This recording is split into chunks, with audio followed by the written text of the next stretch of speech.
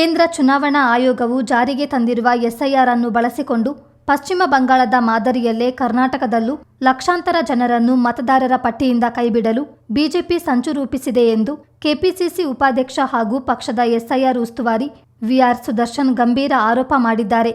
ಮಡಿಕೇರಿಯ ಜಿಲ್ಲಾ ಕಾಂಗ್ರೆಸ್ ಕಚೇರಿಯಲ್ಲಿ ಮಾಧ್ಯಮಗೋಷ್ಠಿಯಲ್ಲಿ ಮಾತನಾಡಿದ ಸುದರ್ಶನ್, ಬಿಜೆಪಿಯ ಈ ಷಡ್ಯಂತ್ರವನ್ನು ತಪ್ಪಿಸಲು ಕಾಂಗ್ರೆಸ್ ಕಾರ್ಯರಂಗಕ್ಕಿಳಿದಿದ್ದು ಜನರಲ್ಲಿ ಜಾಗೃತಿ ಮೂಡಿಸುವುದರೊಂದಿಗೆ ಬಿಜೆಪಿಯ ದುರುದ್ದೇಶಗಳನ್ನು ಪ್ರಶ್ನೆ ಮಾಡ್ತಿದೆ ಎಂದರು.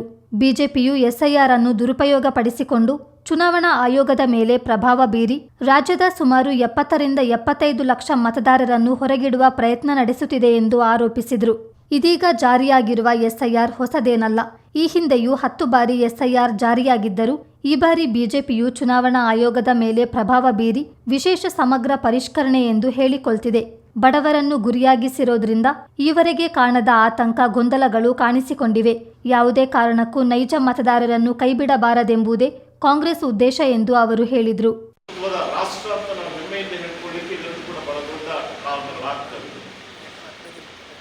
ಆದ್ರೆ ಯಾವ ಕಾಲದಲ್ಲೂ 10 ಸಂದರ್ಭದಲ್ಲಿ ಇಂಟೆನ್ಸಿವ್ ರಿವಿಷನ್ ವೋಟರ್ ರೋಲ್ ನಡೀತಿದೆ ಚಂದ್ರ ನೋಡಿ. ಯಾವ ಸಂದರ್ಭದಲ್ಲೂ ಕೂಡ ಇಷ್ಟು ಆತಂಕ, ಗೊಂದಲಗಳ, ಇಷ್ಟು ತಾಪತ್ರಗಳನ್ನ ನಾವು ನೋಡೇ ಇರಲಿಲ್ಲ. ನಾವು ಕೂಡ ವಿದ್ಯಾರ್ಥಿ ದೆಸೆಯಿಂದ ಸ್ವಲ್ಪ ಹೆಚ್ಚು ಕಡಿಮೆ 1977ರಿಂದ ಅನೇಕ ಸಾರ್ವತ್ರಿಕ ಚುನಾವಣೆಗಳನ್ನು ನೋಡಿದ್ದೇವೆ. ಮತದಾರ ಪಟ್ಟಿಗಳ ಪರಿಷ್ಕರಣೆ ಮಾಡುವಂಥದ್ದನ್ನು ನಾವು ನೋಡಿದ್ದೇವೆ. ಆದ್ರೆ ಯಾವ ಸಂದರ್ಭದಲ್ಲೂ ಕೂಡ ಇಷ್ಟು ಆತಂಕ, ಗೊಂದಲ ನೋಡೇ ಇಲ್ಲ. ಇದಕ್ಕೆ ಕಾರಣ ಏನು ಅಂತ ಹೇಳಿದ್ರೆ, ಬಿಜೆಪಿ ಮತ್ತು NDA ಸರ್ಕಾರ ಈ ದೇಶದಲ್ಲಿ ಎಸ್ಐಆರ್ ಮುಖಾಂತರ ಬಡವರಲ್ಲಿ, ಶೋಷಿತರಲ್ಲಿ, ಅಲ್ಪಸಂಖ್ಯಾತರಲ್ಲಿ, ಅಲೆಮಾರಿಗಳಲ್ಲಿ ಒಂದು ರೀತಿಯ ಗಾಬರಿಯನ್ನ, ಆತಂಕವನ್ನ ಸೃಷ್ಟಿ ಮಾಡಿಬಿಟ್ಟಿದ್ದಾರೆ. ಅದಕ್ಕೆ ಕಾರಣಗಳು ಇರಬಹುದು. ಯಾಕಂತ ಹೇಳಿದ್ರೆ, ಬೇರೆ ಬೇರೆ ರಾಜ್ಯದಲ್ಲಿ ಏನು ಸುಮಾರು ಹೆಚ್ಚು ಕಡಿಮೆ ಲಕ್ಷಾಂತರ ಮತದಾರರನ್ನ ನೈಜ ಮತದಾರ ನಮ್ಮ ಉದ್ದೇಶ ಏನು ಅಂತ ಹೇಳಿದ್ರೆ, ಇಂಡಿಯನ್ ನ್ಯಾಷನಲ್ ಕಾಂಗ್ರೆಸ್ ಅನ್ನೋ ಉದ್ದೇಶ, ಯಾರೆಲ್ಲ ನೈಜ ಮತದಾರರಿದ್ದಾರೆ ಆ ನೈಜ ಮತದಾರರು ಯಾವುದೇ ಕಾರಣಕ್ಕಾಗಿ ಮತದಾರ ಪಟ್ಟಿಯಿಂದ ಹೊರಗೆ ಉಳ್ಕೋಬಾರದು. ಮತದಾರ ಪಟ್ಟಿನಲ್ಲಿ ಪ್ರಕಟ ಆಗಬೇಕು ಮತ್ತು ಅದರ ವೆಬ್ಸೈಟ್ ನಲ್ಲೂ ಕೂಡ ಅವರು ಅದನ್ನ ಪಬ್ಲಿಷ್ ಮಾಡಬೇಕು. ಇದು ನಮ್ಮ ಉದ್ದೇಶ. ಮೊದಲ ಆದ್ಯತೆ.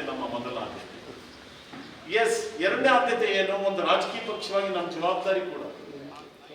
ರಾಜಕೀಯ ಪಕ್ಷಗಳಿಗೆ ಆಧಾರ ಸ್ತಂಭ ಯಾರು? ನಮ್ಮ ಹಿತೈಷಿಗಳು ಮತ್ತು ಬೆಂಬಲಿಗರು, ನಮ್ಮ ಪದಾಧಿಕಾರಿಗಳು, ನಮ್ಮ ಕಾರ್ಯಕರ್ತರು. ಅವರ ಹೆಸರು ಕೂಡ ಯಾವುದೇ ಕಾರಣಕ್ಕಾಗಿ ಇವರು ಕಾಂಗ್ರೆಸ್ನವರಪ್ಪ ಅಂತ ಹೇಳಿ, ಇವರು ಕಾಂಗ್ರೆಸ್ ಅನ್ನ ಬೆಂಬಲ ಮಾಡ್ತಾರೆ, ಕಾಂಗ್ರೆಸ್ ಅನ್ನ ಸಪೋರ್ಟ್ ಮಾಡ್ತಾರೆ, ಇವರು ಹಿತೈಷಿಗಳಿದ್ದಾರೆ ಅಂತ ಹೇಳಿ ಅವರು ಕೂಡ ಮತದಾರರ ಪಟ್ಟಿಯಿಂದ ಹೊರಗೆ ಉಳ್ಕೊಳ್ಳದೇ ಇರುವಂತಹ ರೀತಿಯಲ್ಲಿ ಕೂಡ ನಾವು ಎಚ್ಚರಿಕೆಯನ್ನು ಒಂದು ರಾಜಕೀಯ ಪಕ್ಷವಾಗಿ ವಹಿಸಬೇಕಾಗಿರುವಂತಹ ಜವಾಬ್ದಾರಿ ಇದೆ. ಅದರ ಮುಖಾಂತರ ಪ್ರಜಾಪ್ರಭುತ್ವ ಮತ್ತು ಸಂಸದೀಯ ವ್ಯವಸ್ಥೆಯನ್ನ ಮತ್ತಷ್ಟು ಬಲಪಡಿಸುವಂತದ್ರಲ್ಲಿ ನಮ್ಮನ್ನ ನಾವು ತೊಡಗಿಸಿಕೊಂಡಿದ್ದೇವೆ. ಪ್ರತಿಯೊಬ್ಬ ಕಾಂಗ್ರೆಸ್ಸಿಗರು ಕೂಡ ಈ ಒಂದು ಪ್ರಕ್ರಿಯೆಯಲ್ಲಿ ಕರ್ನಾಟಕದಲ್ಲಿ ತೊಡಗಿಸಿಕೊಂಡಿದ್ದಾರೆ. ಈ ಆತಂಕ ಏನು ಬೇರೆ ರಾಜ್ಯಗಳಲ್ಲಿ ಆಯ್ತು, ಇದನ್ನ ಗಮನದಲ್ಲಿ ಇಟ್ಟುಕೊಂಡು ಇವತ್ತಿನ ಮುಖ್ಯಮಂತ್ರಿಗಳು ಆ ದಿವಸದ ಕರ್ನಾಟಕ ಪ್ರದೇಶ ಕಾಂಗ್ರೆಸ್ ಸಮಿತಿಯ ಅಧ್ಯಕ್ಷರಾಗಿ ಬಹಳ ಎಚ್ಚರಿಕೆಯನ್ನು ವಹಿಸಿ ಅವರು ನಾವು ಈಗಲೇ ಎಚ್ಚರಿಕೆಯನ್ನು ವಹಿಸಬೇಕು ಅನ್ನೋ ಕಾರಣಕ್ಕಾಗಿ ಮುಖ್ಯಮಂತ್ರಿಗಳಾಗಿದ್ದಂತಹ ಸಿದ್ದರಾಮಯ್ಯನವರು ಅವರೆಲ್ಲರೂ ಕೂಡ ಸಮಾಲೋಚನೆಗಳನ್ನು ಮಾಡಿಕೊಂಡು ನಾವು ಪ್ರತಿ ವಿಧಾನಸಭಾ ಕ್ಷೇತ್ರದಲ್ಲೂ ಕೂಡ ಎಲ್ಲ ಬೂತ್ಗಳನ್ನು ಕೂಡ BLAಗಳನ್ನು ನಾವು ನೇಮಕ ಮಾಡಬೇಕು. BLAಗಳನ್ನು ನೇಮಕ ಮಾಡಲಿಕ್ಕೆ ಎಲ್ಲ ರಾಜಕೀಯ ಪಕ್ಷಗಳಿಗೂ ಹಕ್ಕಿದೆ ಮತ್ತು ಜವಾಬ್ದಾರಿ. ಎಲ್ಲ ರಾಜಕೀಯ ಪಕ್ಷಗಳಿಗೂ ಕೂಡ BLAಗಳನ್ನು ಮಾಡಲಿಕ್ಕೆ ಪ್ರತಿ ಬೂತ್ಗೂ ಕೂಡ ಹಕ್ಕಿದೆ. ಆದ್ರೆ ಕೆಲವು ರಾಜಕೀಯ ಪಕ್ಷಗಳು ಮಾಡಿದ್ದಾರೆ, ಕೆಲವು ಮಾಡಿಲ್ಲ. ಈಗ ನಾವು ಸ್ವಲ್ಪ ಹೆಚ್ಚು ಕಡಿಮೆ 60,000 BLAಗಳನ್ನ ಪ್ರತಿ ಬೂತ್ ಅಲ್ಲೂ ಕೂಡ ನಾವು ನೇಮಕ ಮಾಡಿದ್ದೇವೆ. ಬಿಜೆಪಿಯವರು ಕೂಡ ಒಂದು 50,000 45,000 ಮಾಡಿರ್ಬೋದು. JDS ಅವರು ಎಷ್ಟು ಮಾಡಿದ್ರು ಅವರಿಗೆ ಗೊತ್ತಿದೆ. ಹಾಗಾಗಿ ಇದನ್ನ ಸುಮಾರು 8 ತಿಂಗಳ ಹಿಂದೆ ಈ ಪ್ರಕ್ರಿಯೆ ನಾವು ಪ್ರಾರಂಭ ಮಾಡಿದ್ವಿ. ಇದನ್ನು ಕೂಡ ನಮ್ಮ ಎಲ್ಲ 2023ರಲ್ಲಿ ಚುನಾವಣೆಗೆ ಸ್ಪರ್ಧೆ ಮಾಡಿದಂಥವರು, 24ರಲ್ಲಿ ಲೋಕಸಭಾ ಚುನಾವಣೆಗೆ ಸ್ಪರ್ಧೆ ಮಾಡಿದಂಥವರು, ನಮ್ಮ DCC ಅಧ್ಯಕ್ಷರುಗಳು, ನಮ್ಮ ಎಲ್ಲ ಬ್ಲಾಕ್ ಅಧ್ಯಕ್ಷರುಗಳು ಕೂಡ ಜವಾಬ್ದಾರಿಯುತವಾಗಿ ಸಕ್ರಿಯವಾಗಿ ಈ ಒಂದು ಪ್ರಕ್ರಿಯೆಯಲ್ಲಿ ತೊಡಗಿಸಿಕೊಂಡಂತ ಪರಿಣಾಮ ನಾವು ಈ BLAಗಳನ್ನ ನೇಮಕ ಮಾಡಲಿಕ್ಕೆ ಸಾಧ್ಯ ಆಯಿತು. ಆಮೇಲೆ ನಾವು ಏನ್ ಮಾಡಿದ್ವಿ, DK ಹರಿಪ್ರಸಾದ್ ಅವರು ಅಧ್ಯಕ್ಷರಾದ ಮೇಲೆ ಮತ್ತೆ DK ಶಿವಕುಮಾರ್ ಅವರು ಮುಖ್ಯಮಂತ್ರಿಗಳಾದ ಮೇಲೆ ಹೌದು, ನಾವು ಮತದಾರರನ್ನ ಗಮನದಲ್ಲಿ ಇಟ್ಕೊಂಡು ಅವರಲ್ಲಿ ಜಾಗೃತಿಯನ್ನು ತರಬೇಕಾಗುತ್ತೆ, ಅವೇರ್ನೆಸ್ ಅನ್ನು ನಾವು ತರಬೇಕಾಗುತ್ತೆ ಮತ್ತು ನಮ್ಮ ಕೇಡರ್ಸ್ ಅನ್ನು ಕೂಡ ಮತ್ತಷ್ಟು ಆಕ್ಟಿವೇಟ್ ಮಾಡಬೇಕು ಅನ್ನೋ ಕಾರಣಕ್ಕಾಗಿ ಪ್ರತಿ ರಾಜಕೀಯ ಪಕ್ಷಗಳಿಂದ ಬಿಎಲ್ಎ ನೇಮಕಕ್ಕೆ ಅವಕಾಶವಿದ್ದರೂ ಬಿಎಲ್ಎಗಳ ಹೆಸರನ್ನು ಎಲ್ಲೂ ಪ್ರಕಟಿಸಿಲ್ಲ. ಮಾಹಿತಿ ಕೇಂದ್ರಗಳನ್ನು ತೆರೆಯಲಾಗಿಲ್ಲ. ಬಿಎಲ್ಎಗಳು ಮತದಾರರಿಂದ ಅರ್ಜಿಗಳನ್ನು ಸಂಗ್ರಹಿಸಿ ಸಂಬಂಧಿಸಿದ ಅಧಿಕಾರಿಗಳಿಗೆ ತಲುಪಿಸಬಹುದು. ಆದರೆ ಈ ಮಾಹಿತಿ ಇಲ್ಲದ ಕೇಂದ್ರ ಸಚಿವರೊಬ್ಬರು ಹಗುರವಾಗಿ ಮಾತನಾಡಿದ್ದಾರೆ ಎಂದು ಹೇಳಿದ ಸುದರ್ಶನ್, ಬಿಎಲ್ಒಗಳಿಗೆ ಎಲ್ಲ ಸಹಕಾರ ನೀಡುವಂತೆ ಪಕ್ಷದ ಬಿಎಲ್ಎಗಳಿಗೆ ಸೂಚಿಸಲಾಗಿದೆ ಎಂದರು.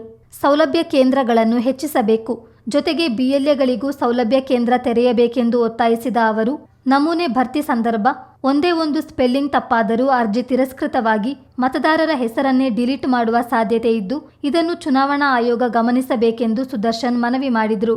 ಶಾಶ್ವತ ವಾಸಸ್ಥಳ ಪ್ರಮಾಣ ಪತ್ರ ಒದಗಿಸಬೇಕೆಂದು ರಾಜ್ಯ ಸರ್ಕಾರ ಸೂಚನೆ ನೀಡಿದ್ದು, ಇದಕ್ಕೆ ಬಿಜೆಪಿ ವಿರೋಧವಿರುವ ಬಗ್ಗೆ ಪ್ರಶ್ನೆಯೊಂದಕ್ಕೆ ಉತ್ತರಿಸಿದ ಸುದರ್ಶನ್, ರಾಜ್ಯ ಸರ್ಕಾರದ ಸಕ್ಷಮ ಪ್ರಾಧಿಕಾರದಿಂದ ಪ್ರಮಾಣ ಪತ್ರ ಒದಗಿಸಬೇಕೆಂಬ ಬಗ್ಗೆ ಎಸ್ಐಆರ್ ಮಾರ್ಗದರ್ಶಿಯಲ್ಲೇ ಹೇಳಲಾಗಿದ್ದು, ನಾವೇನು ಪತ್ರವನ್ನು ಸೃಷ್ಟಿ ಮಾಡ್ತಿಲ್ಲ, ತಹಶೀಲ್ದಾರರೇ ನೀಡುತ್ತಾರೆ ಎಂದರು. ಶಾಶ್ವತ ಪ್ರಮಾಣ ಪತ್ರವನ್ನು ಆಯೋಗ ಒಪ್ಪಿಕೊಂಡಿದೆಯೇ ಎಂದು ಪ್ರಶ್ನಿಸಿದಾಗ, ಈ ಬಗ್ಗೆ ಆಯೋಗದ ಗಮನಕ್ಕೆ ತಂದಿದ್ದೇವೆ ಎಂದು ಸುದರ್ಶನ್ ಹೇಳಿದರು. ಮತದಾರರಿಗೆ ಇನ್ನೂ ಹೆಚ್ಚು ಜಾಗೃತಿ ಆಗಬೇಕಾದ್ರೆ, ಅವ್ರಿಗೆ ನೆರವು ಆಗಬೇಕಾದ್ರೆ ಇನ್ನೂ ಕೂಡ ಹೆಚ್ಚು ಫೆಸಿಲಿಟೇಷನ್ ಸೆಂಟರ್ಗಳನ್ನು ಮಾಡಿ ಅನ್ನುವಂಥ ಮಾತನ್ನು ಹೇಳಿದ್ದೇವೆ ಮತ್ತು ಬಿಎಲ್ಒಗಳಿಗೂ ಕೂಡ ಫೆಸಿಲಿಟೇಷನ್ ಸೆಂಟರ್ಗಳನ್ನು ಮಾಡಿದ್ದಾರೆ. ಅದು ಕೂಡ ಸಾಕಾಗಿದೆ. ಅದು ತಾಲೂಕಿಗೆ ಒಂದೋ ಎರಡೋ ಮಾಡಿದ್ದಾರೆ. ಹಾಗಾಗಿ ಪ್ರತಿಯೊಂದು ಹೋಬಳಿಯಿಂದಲೂ ಕೂಡ ಬಿಎಲ್ಒಗಳಿಗೂ ಕೂಡ ಫೆಸಿಲಿಟೇಷನ್ ಸೆಂಟರ್ಗಳನ್ನು ಮಾಡಬೇಕು ಅಂತ ಹೇಳಿದ್ದೇವೆ. ಇಲ್ಲಿ ಮತದಾರರಿಗೆ ಇನ್ನೂ ಕೂಡ ಹೆಚ್ಚಿನ ರೀತಿಯಲ್ಲಿ, ಈಗ ಅನೇಕ ವಾರ್ಡ್ಗಳಲ್ಲಿ, ಈಗ ಮಾರ್ಕೆಟಲ್ಲಿ ಮತ್ತೆ ನಾವು ನೋಡಿದ್ವಿ, ಅನೇಕ ವಾರ್ಡ್ಗಳಲ್ಲಿ ಇನ್ನೂ ಕೂಡ ಫೆಸಿಲಿಟೇಷನ್ ಸೆಂಟರ್ ಮಾಡಿಲ್ಲ. ಇಲ್ಲಿ ವಾರ್ಡ್ಗಳಲ್ಲಿ ಅವರೇ ಹೇಳಿದ್ದಾರೆ, ವಿಲೇಜ್ ಪಂಚಾಯತ್ ಕೂಡ ಒಂದು ಫೆಸಿಲಿಟೇಷನ್ ಸೆಂಟರ್ನ ಮಾಡ್ತೇವೆ, ಅದರ ಜೊತೆಗೆ ನಗರ ಪ್ರದೇಶಗಳಲ್ಲೂ ಕೂಡ ಪ್ರತಿ ವಾರ್ಡಲ್ಲೂ ಕೂಡ ಒಂದು ಫೆಸಿಲಿಟೇಷನ್ ಸೆಂಟರ್ನ ಮಾಡ್ತೇವೆ ಅಂತ ಹೇಳಿದ್ದಾರೆ. ಅದನ್ನು ಈಗಲೂ ಕೂಡ ಸಮಯ ಇದೆ, ಯಾಕಂತ ಹೇಳಿದ್ರೆ ಸಮಯವನ್ನು ಎಕ್ಸ್ಟೆಂಡ್ ಮಾಡಿದ್ದಾರೆ. ಸೊ ಇದೆಲ್ಲ ಕೂಡ ಅದನ್ನೇ ಹೇಳಿದ್ರು. ಅದು ಬಿಎಲ್ಒಗಳು ಫೆಸಿಲಿಟೇಷನ್ ಸೆಂಟರ್ 6,651 ಮಾಡಿದ್ದಾರೆ, ಸಾಕಾಗೋದಿಲ್ಲ. ಆಮೇಲೆ ವೋಟರ್ ಫೆಸಿಲಿಟೇಷನ್ ಸೆಂಟರ್ 30,373 ಮಾಡಿದ್ದಾರೆ, ಅದು ಸಾಕಾಗ್ತಾ ಇದೆ. 224 ಕ್ಷೇತ್ರಗಳಿದ್ದಾವೆ. ಪ್ರತಿ ಕ್ಷೇತ್ರದಲ್ಲೂ ಕೂಡ ಸ್ವಲ್ಪ ಹೆಚ್ಚು ಕಡಿಮೆ 200, 300 ಹಳ್ಳಿಗಳು ಬರ್ತವೆ. ಒಂದೊಂದು ನಗರ ಪ್ರದೇಶಗಳಲ್ಲೂ ಕೂಡ 23ರಿಂದ 36 ವಾರ್ಡ್ಗಳು ಬರ್ತವೆ. ಅದು ಟೌನ್ ಪಂಚಾಯತ್, ಪುರಸಭೆಗಳು, ಪಟ್ಟಣ ಸಭೆಗಳು, ಸಿಟಿ ಮುನ್ಸಿಪಾಲಿಟಿಗಳು, ಮಹಾನಗರ ಪಾಲಿಕೆಗಳು, ಅದೆಲ್ಲ ಕೂಡ. ಹಾಗಾಗಿ ಆ ಜನಸಂಖ್ಯೆಗೆ ಅನುಗುಣವಾಗಿ ಅದನ್ನು ನೋಡಿ ಮಾಡಬೇಕು ಅನ್ನೋಂಥ ಮಾತನ್ನು ಕೂಡ ನಾವು ಅವರಿಗೆ ತಿಳಿಸಿ ಬಂದಿದ್ದೇವೆ. ಸ್ನೇಹಿತರೆ, ಇಲ್ಲಿ ಭಾಳ ಮುಖ್ಯವಾಗಿ ಇನ್ನೊಂದನ್ನು ಹೇಳಿದ್ದೇವೆ, ಸ್ಪೆಲ್ಲಿಂಗ್ ಮಿಸ್ಟೇಕ್ಗಳನ್ನ ಗಮನದಲ್ಲಿ ಇಟ್ಕೊಂಡು ನೀವು ವೋಟರ್ ಹೆಸರು ಅದನ್ನು ಕೂಡ ಭಾಳ ಕನ್ನಡದಲ್ಲೇ ಇಂಗ್ಲೀಷ್ನಲ್ಲಿ ಅಲ್ಲೊಂದು ಇಲ್ಲೊಂದು ಸ್ಪೆಲ್ಲಿಂಗ್ ಮಿಸ್ಟೇಕ್ ಆಗ್ಬಿಟ್ಟಿದೆ.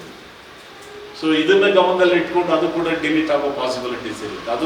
ಅದು ನೈಜ ಮತದಾರನಿಗೆ ಮಾಡುವಂಥ ಅದು ತಪ್ಪಾಗುತ್ತೆ. ಇದ್ರ ಬಗ್ಗೆನೂ ಕೂಡ ನೀವು ಗಮನ ಹರಿಸಬೇಕು ಅಂತ ಮಾತನ್ನು ಹೇಳಿದ್ದೇವೆ. ಹಾಗಾಗಿ ಕರ್ನಾಟಕದ ಸರ್ಕಾರ ಸಂಪೂರ್ಣವಾಗಿ ಎಲೆಕ್ಷನ್ ಕಮಿಷನ್ಗೂ ಕೂಡ ಎಲ್ಲ ಸಹಕಾರವನ್ನು ಕೂಡ ಕೊಟ್ಕೊಂಡು ಬಂದಿದೆ. ಅವರೆಲ್ಲ ಏನೆಲ್ಲ ಕೇಳಿದ್ದಾರೆ ಅದೆಲ್ಲ, ಯಾಕಂದ್ರೆ ಮಾರ್ಗದರ್ಶನ ಕೊಡ್ಲಿಕ್ಕೆ ಬರೋಲ್ಲ, ಆದೇಶ ಕೊಡ್ಲಿಕ್ಕೆ ಬರೋದಿಲ್ಲ ಸ್ಟೇಟ್ ಗವರ್ಮೆಂಟ್. ಏನೆಲ್ಲ ಸಿಬ್ಬಂದಿ ಮತ್ತೊಂದು ಮಗದೊಂದು ಅವರಿಗೆ ಸೌಕರ್ಯಗಳು, ಇನ್ಫ್ರಾಸ್ಟ್ರಕ್ಚರ್ ಏನಿದ್ದಾರೆ ಅದೆಲ್ಲವನ್ನೂ ಕೂಡ ಒದಗಿಸಿಕೊಟ್ಟಿದ್ದಾರೆ. ಯಾವ ರಾಜ್ಯದಲ್ಲೂ ಕೂಡ ಇಷ್ಟು ದೊಡ್ಡ ಪ್ರಮಾಣದಲ್ಲಿ ಸರ್ಕಾರ. ಸುದ್ದಿಗೋಷ್ಠಿಯಲ್ಲಿ ಕೆಪಿಸಿಸಿ ವಕ್ತಾರ ಎಂ ಲಕ್ಷ್ಮಣ್, ಡಿಸಿಸಿ ಅಧ್ಯಕ್ಷ ಧರ್ಮಜ ಉತ್ತಪ್ಪ, ಮುಖಂಡರಾದ ಚಂದ್ರಮೌಳಿ, ಟಿಪಿ ರಮೇಶ್, ಹಂಸ, ತೆನ್ನಿರ ಮೈನಾ, ಮಂಜುನಾಥ್ ಗುಂಡೂರಾವ್ ಮತ್ತಿತರರು ಹಾಜರಿದ್ದರು. ಚಿತ್ತಾರ ನ್ಯೂಸ್, ಮಡಿಕೇರಿ.